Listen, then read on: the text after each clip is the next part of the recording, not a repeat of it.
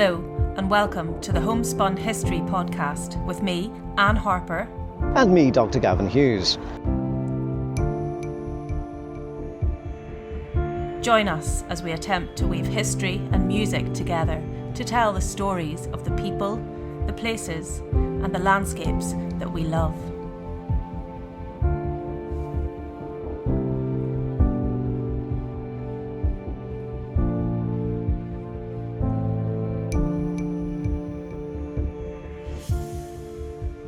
Well, Gavin, where are we today?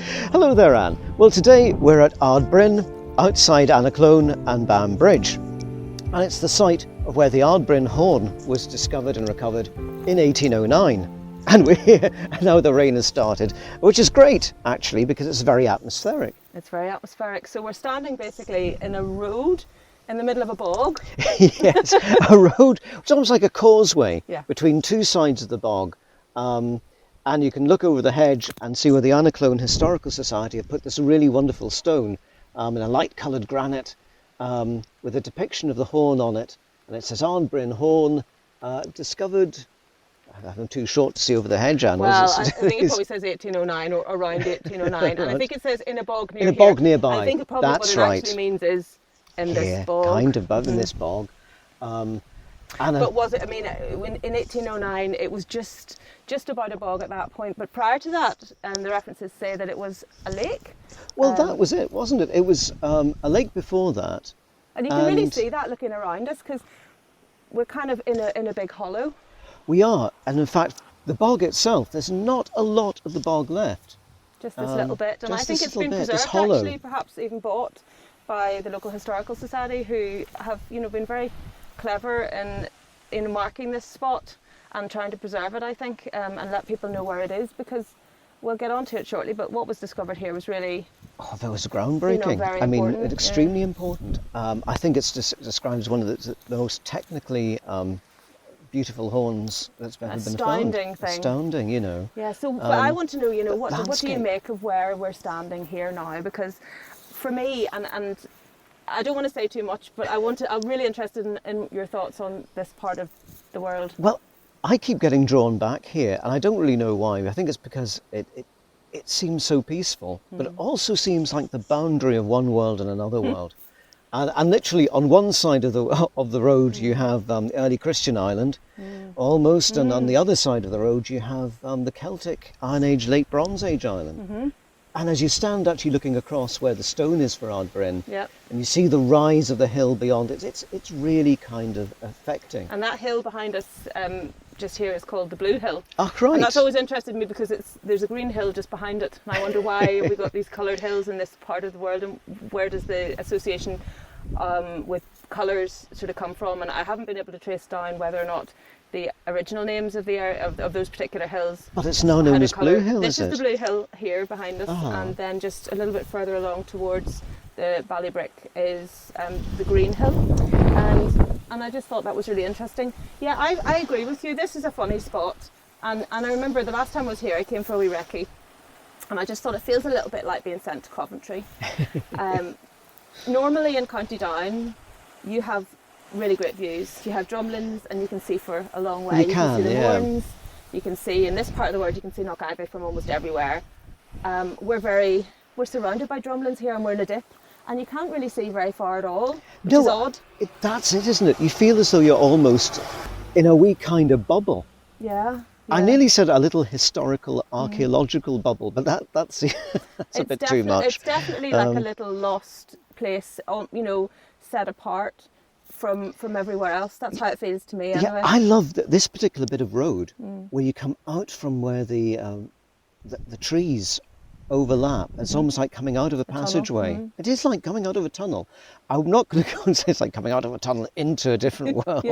But actually, it's not far off it. It's a funny spot, I'll say that. And just to describe some of what we can see around us, and it's a gorgeous time to visit a bog in Ireland because, late summer, we've got meadowsweet absolutely everywhere. Oh, it's everywhere. It's a beautiful flower, and it smells gorgeous, and it had massive sort of, associations with sort of druidical, if I can Yes, use that medicinal word. Yeah, powers, that's exactly, right, exactly. yes. And otherworldly powers as well. And then we've got these trees, the willow trees growing up. Some of them and- extremely big. And that's it. And I mean, and now as we're talking about the medicinal properties of meadowsweet, the sun is beginning to break through over there. So you know, and you think Clearing up a bit. it just shows you they're kind of like this. It's almost like a cauldron of colours actually here. You're standing here. There's the various kind of, obviously the different colours of the greenery is one thing, but I mean, you're struck by how, if you were here, why would you deposit things here? Well, that's a great question. I think we'll probably get closer to an answer as we go on. But yeah, I really like your idea that you know, you come back here and you're not really sure why, and I kind of feel the same, because it feels sort of foreign. It's almost like a foreign land. But then when I was sort of doing a bit of research ahead of this, and I was looking into the place names, obviously Annaclone means haunch of the marshy place, and that hill behind us, and the marshy place or the boggy place here that we're standing in. And then Ardbrin, Bran's Heights. Bran's Heights, yeah. And Bran, of course, the name locally is associated with the O'Byrnes, but the name Bran also, the word Bran also means raven. And in mythology, the raven is associated with death and, this is it. You know, the dark side of the goddess, if you like. And I think that's really, really interesting. So I just wonder, what's the Bran? Is the O'Byrnes taking their name from Bran? Are they? Or, and this is the whole is the associated mythology of Morrigan and things like that as well. It's it's a very powerful It's quite place. a powerful name, isn't it? It is. Bran's Heights. It must. It is. So whether it's O'Byrne's Heights, and whether they took their name from something before, or whether, you know, I'm reading too much into it and it's nothing to do with Bran whatsoever. However, it is Bran's Heights. So that's interesting. And when you look at the name Bran, son of Manannán and Maclear, or the Welsh god, or the Welsh king. I mean, I kind of like sort of often wonder whenever you come to this particular spot, and as I say, you are kind of like on this road, which feels a very ancient kind of road. Yeah. And I know that the lake was drained in the 19th century, I think it was. Possibly a little bit before the 19th century. that. I think it was drained before the first Ordnance Survey. Right. They obviously found it during some of the draining. So, I mean, it was deposited into a lake, I think, and some suggestion that there was a crannog here potentially as well. And in fact, they also found a dugout boat. They did. And six or four? I can't remember if it was 6 or 4 small oars. That was a cyclist just going past. I was wondering who that random voice was. So yeah, small oars. So yes. Maybe So we know that there was water here. Yeah. We know that it was deposited in water. And when it was found in 1809, clearly it had been drained. Enough or maybe they were draining. Maybe they were in the process of draining it by that stage. Was in the process exactly of draining it. So we've got the haunch behind us, you know, this sort of flank of something. I don't know what. Yeah, I mean, if you look, is flank a good translation for the word haunch? I think haunch and flank. Yes. And what's the flank bringing up the rear? Maybe we're bringing up the rear here. But that hill behind us, and then which blocks our view. Once we get to the top of that blue hill, you get a great view of Knockivy, which of course is a ceremonial centre for the people living in this area for many thousands of years. Again, you see, that hill is your stop point. Again, when you see the ridge, and with this being the bogland, it is very kind of, this is where you put things that's beyond. Bog, and as this is Eamon beyond. Kelly suggested in his absolutely. fantastic piece in Amania, that was, you know, this is a boundary bog, and it is a boundary bog between two Definitely. parishes, the parish of Drumballarony and Annaclone.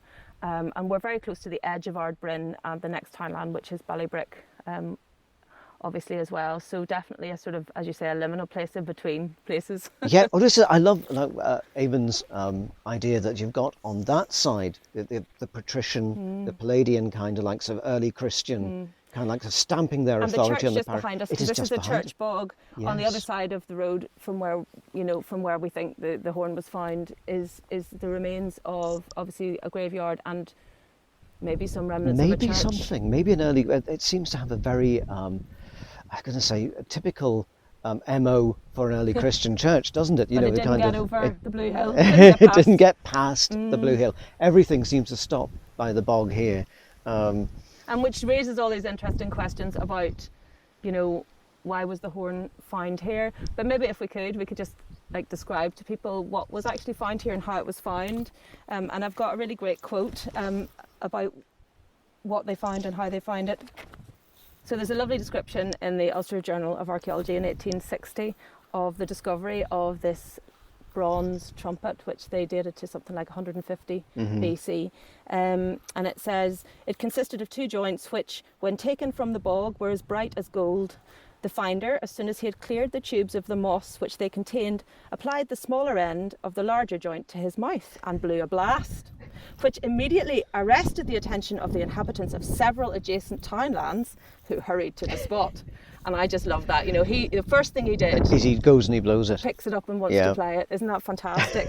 And of course, I don't know if he put the whole thing together here, because it doesn't actually say, it just says he put the smaller end of the larger joint to his mouth, so maybe he was only blowing half of it, because actually it's almost 8 feet and 4 feet in diameter when it's assembled. So it assembles into either a sort of semicircular, 8-foot semicircular horn, or a sort of S-shaped thing. And we can maybe... if you could imagine, like, it's sort of like a French horn, a giant French horn without the valves unraveled, and you could twist it whatever way you wanted it. And so maybe because it was in 2 parts, we're not quite sure if it was played as a sort of crescent-shaped semicircle or as an S-shaped serpentine type thing, which would be very resonant of the whole kind of Carnix kind of boar-headed war horn that the Celts used to have. It was like a serpentine kind of shape.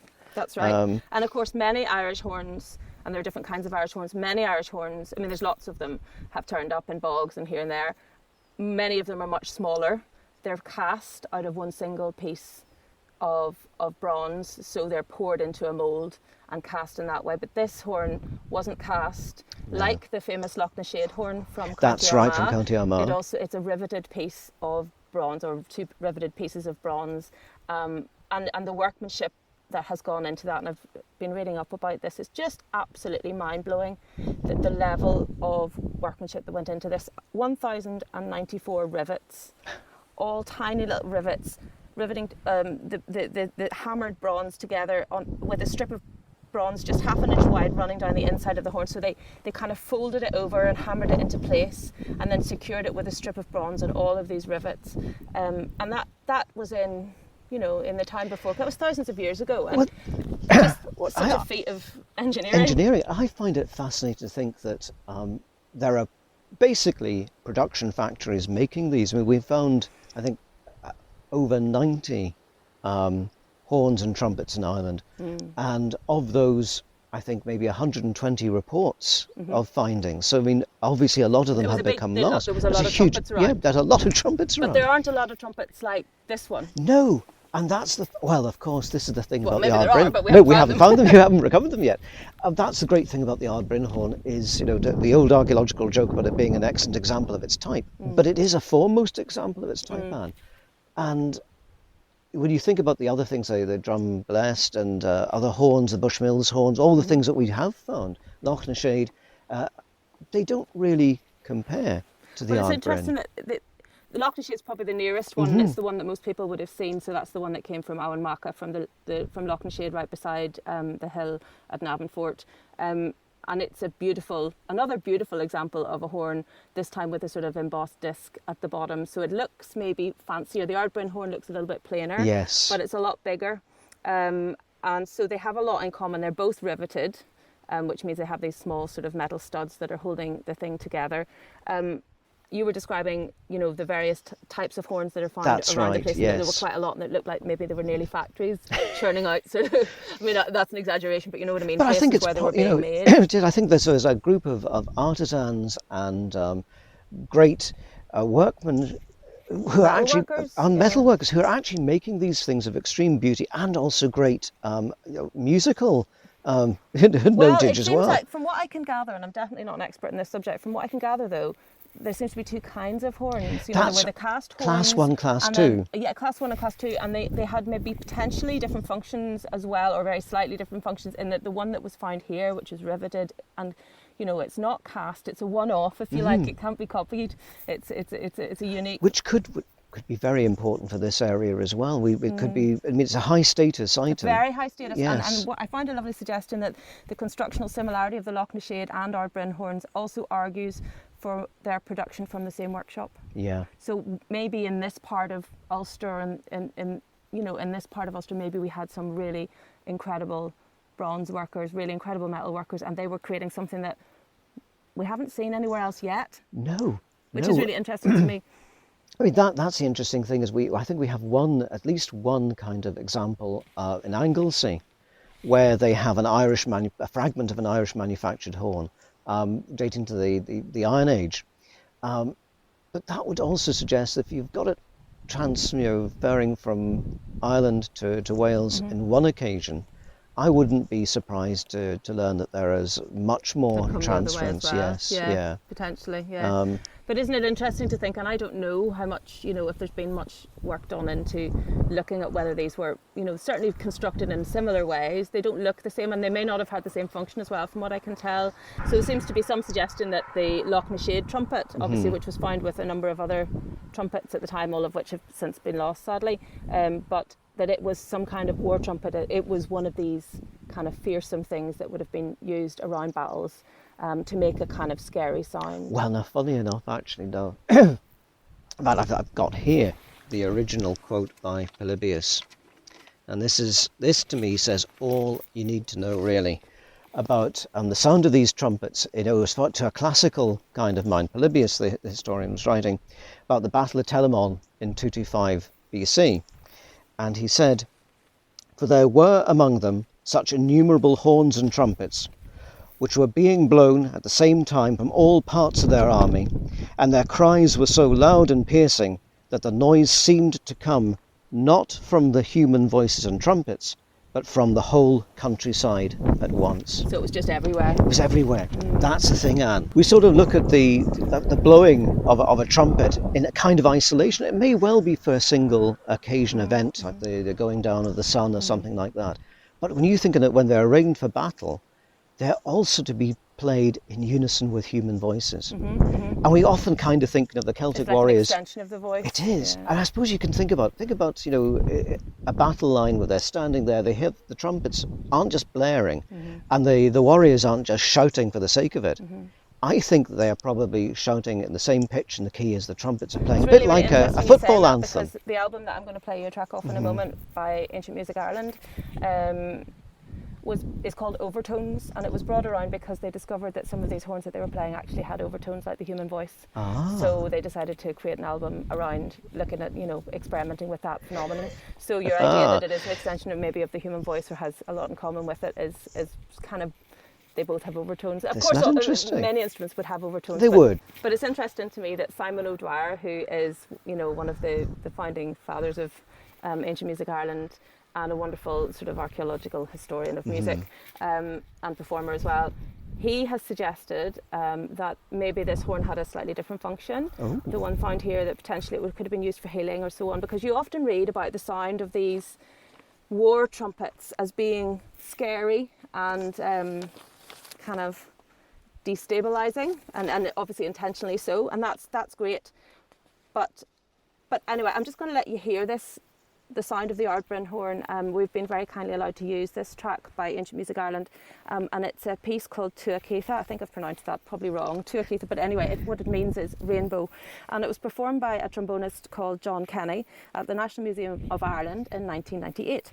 And they were all down there, and I presume, because the trumpet sadly isn't on display at the moment, it's kept in the vaults at the National Museum, but they obviously got permission to go in there and have a look at it, and then they got permission to have a play at it as well, and this trombonist, John Kenny, stuck his trombone mouthpiece on the end of the Ardbrin horn and gave it a blast, and this is the only recording of it ever being played that I'm going to play for you now, and I want to see what you think of it. So this is Tuaketha Rainbow by John Kenny and Ancient Music Ireland. And just before I play you the track, I just wanted to let you know that when they were in the vaults of the National Museum, it sounds like it was quite a good scene when they had to play this. The trumpet was assembled in an upright S position with the bell pointing forward at the bottom, so stood upright with the bell pointing forward, and the mouthpiece and presented to the player at the top. John Kenny used one of his trombone mouthpieces, whilst Simon O'Dwyer, on his knees, held his hands around the centre join to create an air seal, and the proceedings were recorded on a DAT Walkman by John Purser. So this is exactly what they did that day. Have a listen.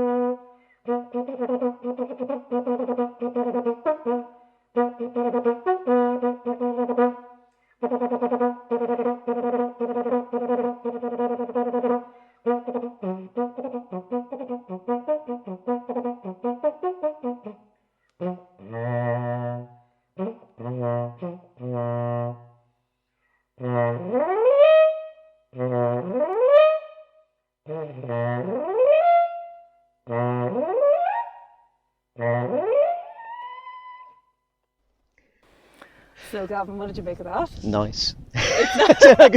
Celtic Jazz Club. It's nice, yeah. Oh, well. It's not. No, do you think that's a war trumpet? Well, I can tell you, two things immediately strike me. Mm-hmm. Firstly, the versatility of the instrument itself. Yeah. That, I think, is amazing. Yes, it doesn't just play. It doesn't one or just two go. notes. It's got a huge harmonic sequence. It's beautifully made. It's beautifully clearly. made. And I mean, we yes. can say that John Kenny, who improvised that tune, by the way, because he was, obviously brilliant, and he was just inspired. He was in the session at and the time. And you can feel him trying out all of the. He wants to see what the range is like. He wants to see how it articulates. He wants to listen to the legato. He wants to bounce it around, see what he can do. He wants to see what it's capable of, and it's capable of an awful lot. It is extremely versatile. Well done him, but he was playing it with a modern mouthpiece, and it didn't have a mouthpiece with it. So possibly, I've seen suggestions that it was a wooden mouthpiece. Well, that's it. They're not quite sure, are they? They think that some of the mouthpieces might have been bronze. They think some it might have been organic material of some kind, wood or bone or something like that. I'm not quite sure how that would work, or the tone would. Something else. So maybe it wouldn't. Maybe we'd have lost a little bit of something, but you can tell like that's a proper musical instrument. It is. And the second thing that strikes me is that it's a very, very rare recording, but there is a recording of the bugle call of the Charge of the Light Brigade made on the bugle that was played at the Charge of the Light Brigade by the bugler who played it. And it's a very, very old recording. I think it's by Bugler Britain. And it was also the bugle which was played at Waterloo. And you hear the same bugle. Wow. And when you listen to that bugle being played, and the recording I think is from the 1890s, it's very similar to the end bit there. Yes, so he was trying out that. He was trying to do the bugle calls. Interesting. And that's interesting as well. Capable of that. Capable of that. Oh, I suppose really the most impressive thing is that, again, going back to what John Kenny was doing, what the horn is capable of, and even as we're standing here in this kind of cauldron of the drumlins around us, going back to what Polybius is saying about the whole thing about these horns, not simply reverberating but capturing the countryside. Sort of feeling, So it's almost as if these horns become something else, not simply a bigger voice. A bigger voice. That's really interesting. I'm really interested because to me it sounded like, well, wow, this isn't just a war You'd trumpet. pay money for that. Oh my goodness, it's fantastic. Really, the first time I heard that, I was just so blown away by how fine it is. It's a fine thing. Not what I was thinking, and I've been looking forward to hearing that for months as we discussed. Would we be able to? Oh yes, we'll be able to get hold of that. And I've been thinking in my own head. I have always had an idea of what these might sound like. A bit like that terrible screeching kind of noise you get. You can get these amazing sounds with these, as you say, the cornets and stuff. They do make a really kind of animalistic noise. Almost a terrifying kind of sort of noise, like almost like nails down a blackboard kind of thing, where you get immediately it's a primeval thing that gets into you. That is a musical instrument. It's using music in a way that is symbolic of something and hard to know what it's conjuring up. What it did conjure up. But clearly, well, as a musician, a couple of things strike me and of interest. Obviously the harmonic sequence hasn't changed because it's not going to. It's a fixed point. And so they were playing using the same sequence of overtones, harmonic sequence that we are familiar with. So this horn, I think, is pitched somewhere around the note B, possibly a little bit flat or a little bit sharp here and there, but mostly around that note.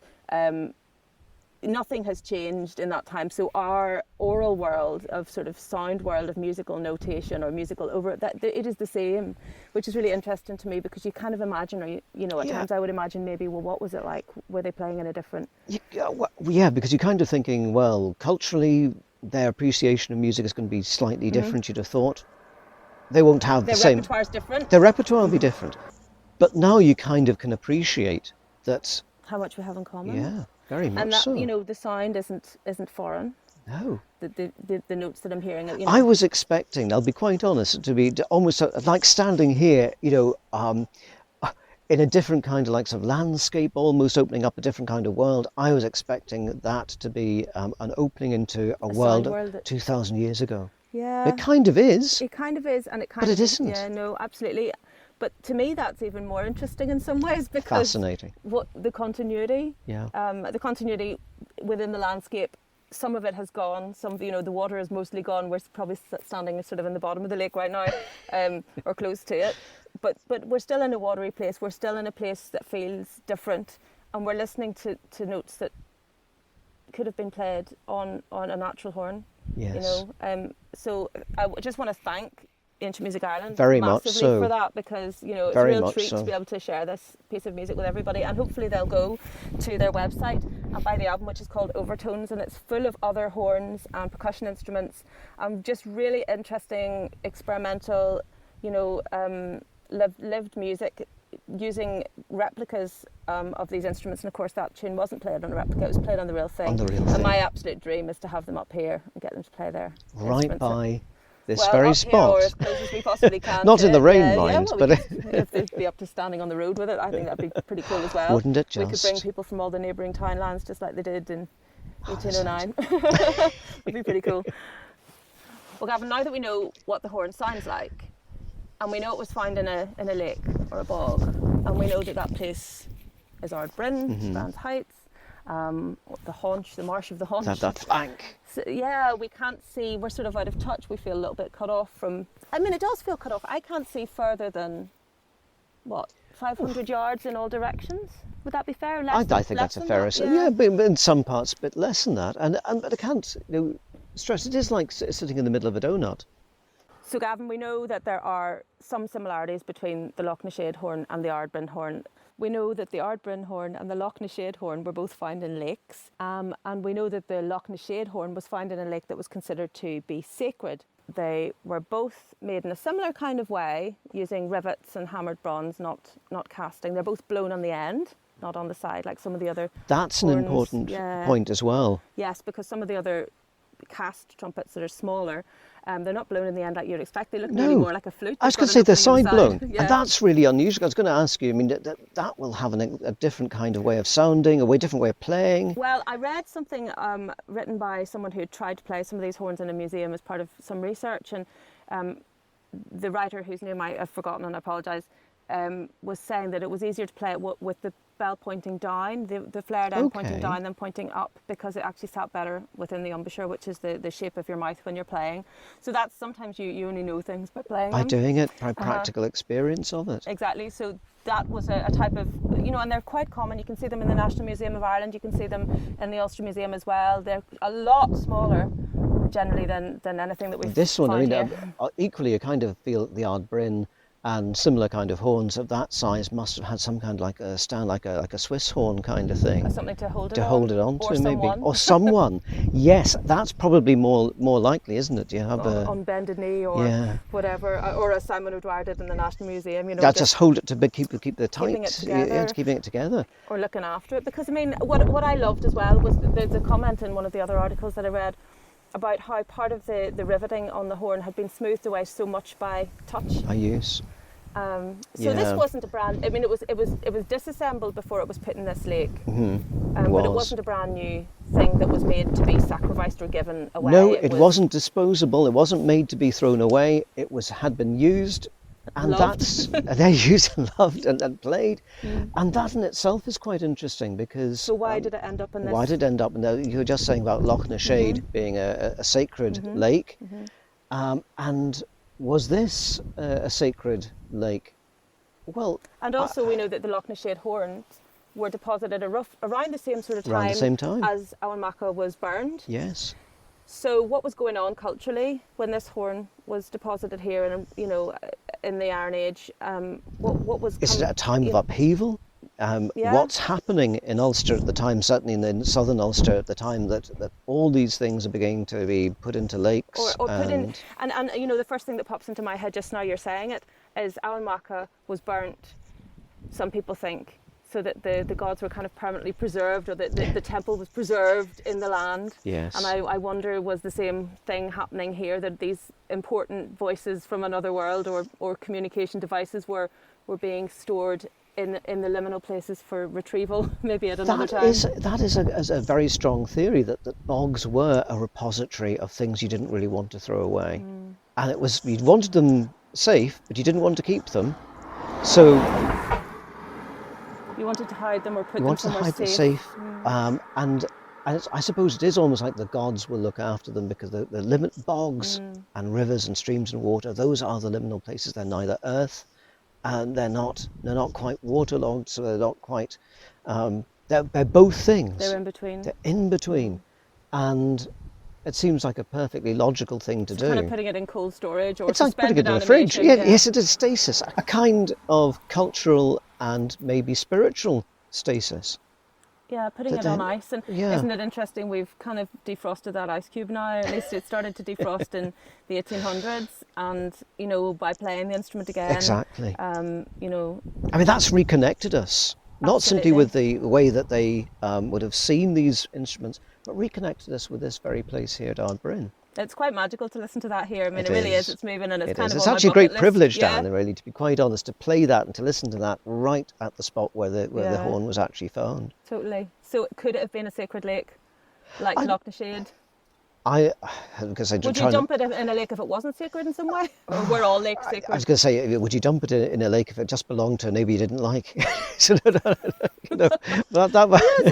an interesting theory. That's a bit out there, though. Yeah. But what's interesting about the way this one was found was that it had been carefully disassembled. It wasn't broken. It wasn't broken. Well, it kind of was. It was broken, but it was designed to be taken apart. It was designed to be taken apart and reassembled in various different forms. But you're right, Anne. It was deliberately unassembled and deposited, which would suggest that it was either being placed in a place of safety or actually being ritually put away because this area was sacred to whatever tribe and chieftain who was around here at the time.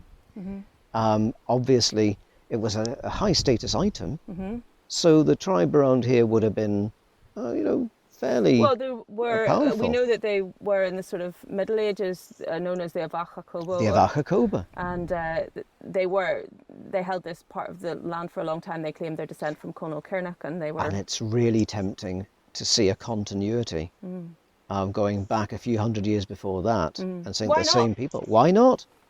Why not? I suppose there's a million reasons why not. But equally... no, there's the Welsh say Pam Lai. I mean, why not? Yes, exactly. When you talk about the idea of the continuity of the lip blowing instrument tradition, a lot of people say, well, of course, we lost in Europe how to do that, and it came back again through the Crusades and the Moorish trumpets and horns and bugles. But that doesn't seem to be the case here at all. It doesn't, because with the fall of Rome, that's a great idea. But Rome's influence in Ireland was minimal, if at all. But of course, there is a lot of discussion and controversy about that. But certainly it was a minimal influence. And the chances are that the lip-blowing instrument tradition and making and the knowledge of all of that, it was still alive. Well, it seems to me that now maybe I'm going too far here, so stop me if I am, but I tend to wax lyrical sometimes. You might have noticed. But I'm wondering if, we definitely have two of the best horns in Ireland, in this part of the world, in Armagh and Down. Obviously we've not found any others. Does that maybe suggest that we in this part of Ireland maybe had more of a cultural reliance or a connection to some sort of trumpet tradition? Yeah. I mean, obviously there's trumpets all over Ireland, but not like this. Not like this. And in fact, of course, they occur throughout Brittany and Wales and Scotland and England as well. Ceremonial trumpets like the Carnac. Yes. But the amount that had been found, as I say, over 120 reports of these being recovered and 90 still fragments or complete still in existence. That's an awful lot of trumpets, Anne. And it does make you think, well, how come? Is it just the fact that they had mostly deposited in bogland and the bogland is recovered and we have naturally been able to preserve them? Mission accomplished. Mission accomplished in that case, Or is there something underlying within the culture at the time in late Bronze Age Ireland and early Iron Age Ireland, and perhaps going into early Christian Ireland, because of course they seem to be a tradition of not making the trumpets in bronze, but then making them in wood. Of course, wood will degrade. There are two examples of wooden trumpets. I know, it's one of my broken-hearted things as a woodwind player is, where are all the instruments? Where are all the clarinets? I know, well, not even sure about that, but where are all the reed instruments? We'll start with that, and they're much harder to pin down, whereas these things of course, last. Pipes definitely have been in use for millennia. And it's interesting, if you sort of go onto YouTube and you have a look at some of the Ancient Music Ireland work, You will find Simon O'Dwyer playing a copy of the Wicklow pipes, another ancient musical instrument, and those are made out of wood, and we don't know quite whether they were sounded using a reed or whether they had a fiddle in them, like a recorder, to make the sound. But what really interested me, and going back to what we were saying about the Ardbrin horn and the way it sounds musically, it's the same musical scale. They're actually, it's a diatonic musical scale. It's not a strange thing to listen to. It's again the same notes, and it sort of brings home to me. I think in some part of my mind I'd thought that I was really disconnected from the music of the past, and now I realise that we're all singing off the same hymn sheet in some literally. ways. Literally, we're using the same musical scales, and musical scales exist in all different forms throughout the world. But the notes, kind of the relationship between the notes, seems to be in Ireland anyway, not something that's weird to my ear, which is lovely. No, I mean, actually, that's the thing, isn't it? It's sort of like it binds you to the humanity that was there before. And continuity. Continuity again. Everything is continuity. Or discontinuity. Or discord. Or discord. Which, yes, certainly some of those war trumpets could have sounded some pretty discordant. And I don't have a recording of a war trumpet, but if you do go onto YouTube, you'll be able to find I've seen recordings of war trumpets. And those carnacks, and played in some really interesting locations, like on beaches and stuff. Which is, it's fascinating, and I just love the work that they do. And but we have Ardbrin on our doorstep, so I thought, what a shame not to visit it and have a chat about it. I'm kind of intrigued by the idea that this area is a little bit like being sent to Coventry. It's a little bit cut off. It's a little bit quiet, as you say, even acoustically quiet. It's like being in a room full of egg boxes, and maybe coming here was almost being cast out. Well, anyway, I was going to say, I mean, you will be able to tell me that if there's a sheet of water here, will that change the acoustics of this kind of amphitheatre around us? My experience of playing around water suggests that water does obviously affect the way the sound waves travel around. Of course it does, and whether the water is still or the water is moving will make a big difference as well. So if it's moving, it'll affect it more, whereas if it's very, very still, you know, you're likely to get more of those vibrations bouncing off and create a sort of an acoustic of its own. Because is it possible that one of the places that they would have played the Ardbrin horn traditionally and regularly might have been up here on the Blue Hills, etc., etc.? What a thought. And then that would make it, whenever they come to dispose of the Ardbrin horn, the natural place to do is to put it here. Maybe. I mean, you can't second guess their minds. No, we don't know what they were doing with it, but we know that it was hugely important, because it would have been. Can you imagine how expensive that was for those guys? Well, I mean, the equivalent of what, the QE2? Yeah. You know, in terms of status, to have something, and it would have taken such a long time, because those rivets, every single hole drilled in that bronze sheet was done with a tiny little bow. Would have been done with a bow drill, and I mean, just for the, those are interesting little objects of in themselves. Yes. Which also means that people would have come from miles around to see this horn. It was a big deal, and to hear it, being played. The purity of the sound, it's a real credit. It hasn't warped. It's still airtight. There's no gaps in the riveting.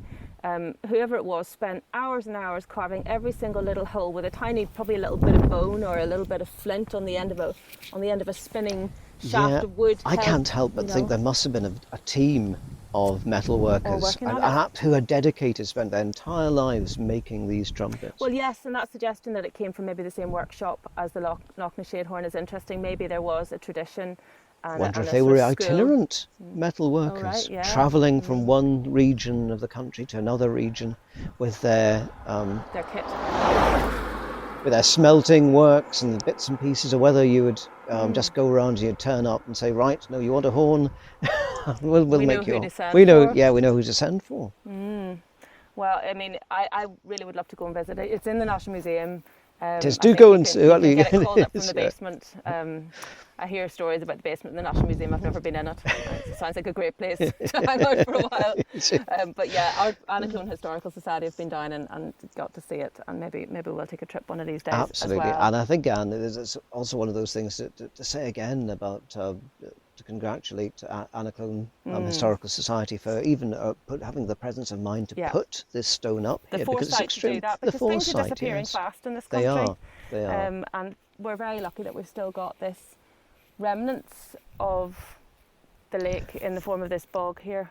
I know. I mean, I can't really stress enough that actually that's probably part of the reason why I end up coming back here again, is because it is like that little bit of connection. You know. And these are special places. I mean, this isn't a scheduled area, and I think it's not, you know, it's marked as a find site, I think. Oh, this is it, Anne. It's marked as a find site, and in layman's terms, and to you and me, it is simply the landscape of County Down. That's it. But it's so much more important than that.